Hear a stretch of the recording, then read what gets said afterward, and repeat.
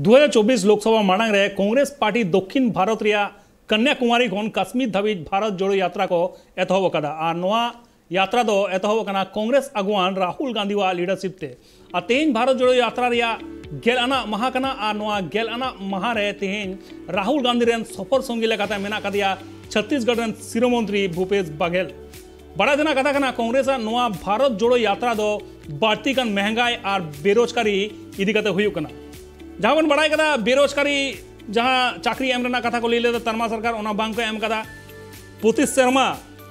12 कोटी चाकरी एम रेना कथा को ले लेदा ओना बांग होई कना ओना साथे महंगाई आड़ी जस्ती बढ़ती कना जहाँ लेका महंगाई ताहे कना कांग्रेस अमल रहन उनका महंगाई तो बांग बढ़ती कना मेनका महंगाई आड़ी बढ़ती इदी कना जहाँ चाकरी नाम रेना कथा ताहे कना को उनको चाकरी बांग को नाम कदा रेलवे रिक्रूटमेंट को जहाँ होयो कना रेलवे रिक्रूटमेंट होइला 2018-19 साल रे ओना रिक्रूटमेंट होइलेना ओना हो नित धाबी ते माने इम्प्लीमेंट बांग होए कना आरो उनका आयमा चाकरी मेना कदा जहाँ रना इम्प्लीमेंट बांग होए कना ओना साथे